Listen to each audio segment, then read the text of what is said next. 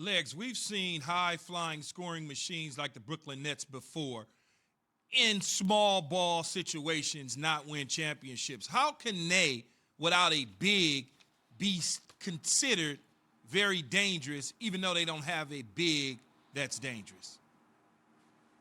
I think the biggest difference is this, Key. I think when you look at other teams that have gone small ball, it's almost been exclusively getting something at the rim or getting something from the three-point line. And I think when you get into a 7-game series, you can start to figure out ways to defend those areas of the floor.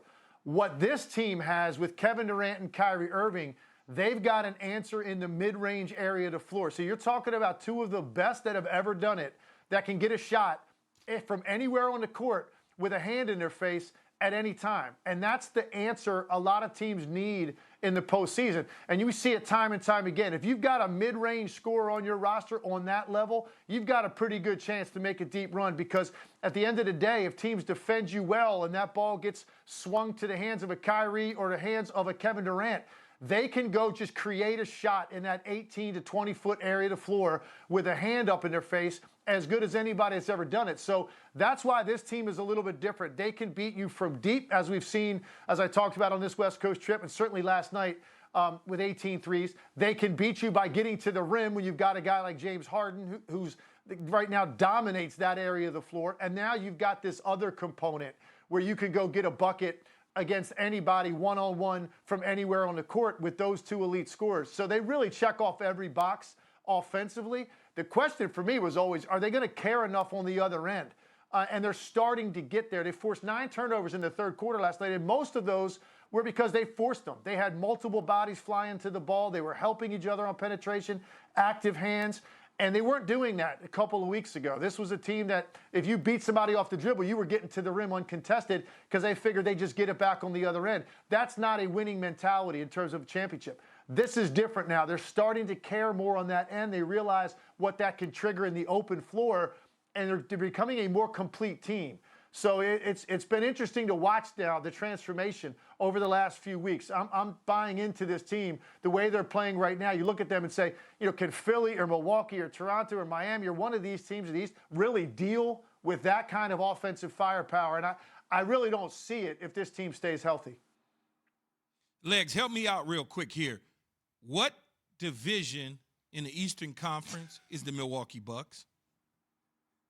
Central. The Central Division. All right, so hey, see, Key, he got it. Well, he got it. I needed the help. That's why I asked him. So the Milwaukee Bucks are in the Central and the East. Got it.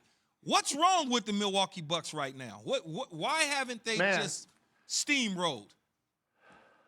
That's a great question. Well, I'm going to say, first of all, let's start with the fact that they haven't had Jrue Holiday, okay? And when they added Jrue Holiday in the offseason, I thought, okay, maybe this is the piece, because they've been so close. They've been so good in the regular season, best record in the league 2 years in a row. They've got a 2-time MVP.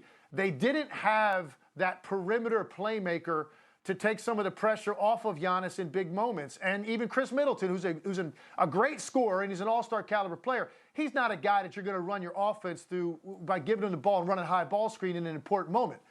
Jrue Holiday could answer that, but he hasn't been out there. So that is a factor in this. I also think there's just a component of, this is the third year going through this with similar pieces and a similar style of play. And I do think there's something about Giannis's game now that people don't fear necessarily in the East. They know he's going to put up massive stat lines. He's going to play harder than anybody on the floor, but he doesn't really have that answer for when you put 3-4 bodies in the paint. And that's been their shortcoming the last 2 seasons. And I thought Jrue Holiday could answer that. He hasn't been out there. And I think right now this team's a little bit demoralized right now. And you even heard Giannis the other day in describing, other teams and saying, well, that's the way we looked last year. That was kind of telling to me.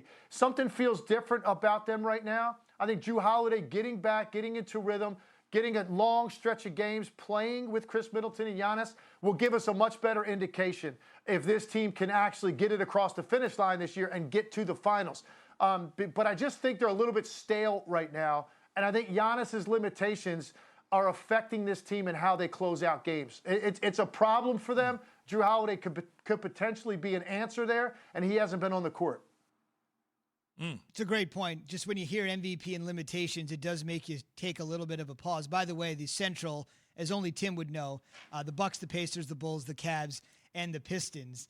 Key's a conference guy. He's not a division guy. I had to ask that question to Tim because Jay and I were discussing it, and I'm a conference guy versus division guy. Eastern Conference, Western Conference, and that's it, Tim. That's all. Thanks for watching ESPN on YouTube. For live streaming sports and premium content, subscribe to ESPN Plus right now.